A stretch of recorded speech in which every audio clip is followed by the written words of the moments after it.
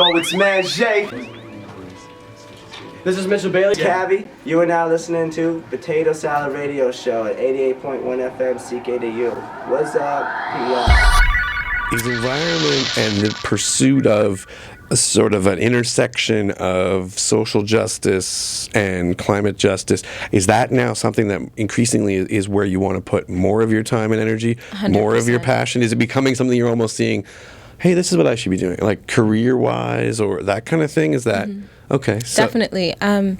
Things that, you know, when you've found something that you really want to kind of hold and make part of your life is when it makes it easy. Doing that makes it easier, makes the things that you struggle with naturally day to day easier. So personally, like I struggle with, say, writing. I can speak all day, but when it comes to writing something on a piece of paper, it gives me anxiety. I'm very critical. It's difficult for me. But if I'm writing about a speech about climate justice and social equality and those intersections and about this global unity and this push for us being happy and healthy on this planet, I just can write and feel comfortable in it. I don't even think about it, right? So I wanted, the wisdom right there was really great to me. I like that. The idea that things that are good for you to be doing. You said it so succinctly. Like, is this a mantra? Is this something you think about? This is something I think about. Yes. Okay, because like that, I'm liking this a lot. It's basically you if something you want to hold dear and make a part of your life, whether it be a career or any type of activism, anything that you're trying to figure if that means something to you and it fulfills you, it should make other things in your life that are difficult easier. It builds you up. It makes so much sense to me. It builds you up. So that's when you know. And that's basically what happened here. Right. There's all these things that would really make me uncomfortable and take me out of my element before, but because I was doing it within that environment, in that context, it just was easier. So we're in a time, we were talking a little bit off air about the idea of sort of what could we do? What can we do here? And we got into the idea of like consumption. We're at a time of the year in North America where it's probably I would say it's the craziest consumption period of the year. Definitely. Is that at the root of our problems with what we're doing to the planet in North America anyway, in Nova Scotia particularly? Yes, I have to be careful. I'm not going to be like anti-Christmas holiday, anything like that, right? I'm sorry. I love all the holidays. Oh man, I wanted you to be the Grinch. I'll be the Grinch. But it's a great opportunity for people to look at this idea of a consumption because it's exacerbated, right? Yeah. So then you start to really see what that is like and its impacts and how kind of ridiculous it is and unnecessary it is. Christmas is a really great time for activism in regards to environmental activism because of that, because everything is just amplified. Right.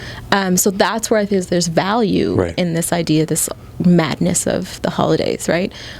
For the same type of climate justice that's going on. Right. I would take the stance personally if I was speaking to someone about what they could do and how to combat what's going on in our unhealthy planet is not necessarily don't buy this or think about recycled paper or think about this or think about that, with your every single one of your purchases. That's great, but that's not where you start with someone, right? I would talk to them about how about wanting less and learning to be happy with what you have right now, right? So take that more personal approach to what this idea of consumption and Christmas means to you. Learning how to give gifts in more creative ways and spending time as a gift and happiness and laughter as a gift and finding ways to throw together a meal as a gift as opposed to telling them, well, you just purchased that and that's going to stay in our landfills and that this is a GHG footprint. It came all the way from China and now you're purchasing. That's a lot for someone to handle that just isn't in that world and doesn't think that way, right? So starting with this idea of how about you just want less and be happy with less and be happy with what you have, because then you're not, and once you learn to do that, then you're going to naturally stop purchasing more and stop using more and stop consuming more, and that's really, I think, a great start. What are So you're obviously giving gifts this year.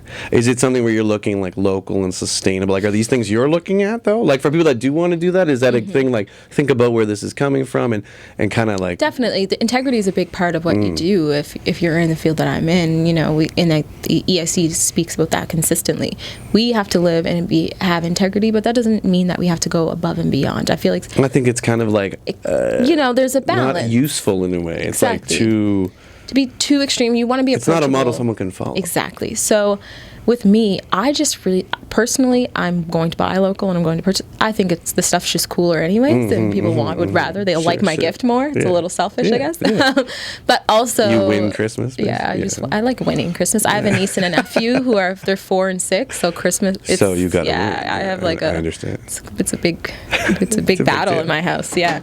So, that's just something I do, and keeping that type of integrity in mind, and even with wrapping and buying stuff like I've got my own apartment this year, so decorating it, and I just went to Value Village, and I went, my grandmother's bought old boxes, and I went and got things that way. But a part of me, it's just natural for me now because I shop that way. That's how I shop for my clothes. That's how I shop for a lot of different things, partially because I'm on a budget, and the other part is because why not? My house looks just as nice as someone else that just went exactly. and contributed to this cycle of consumption and added more, right? Yeah. And I didn't need to add more because someone else had already had too much, and I just took what they had. I find with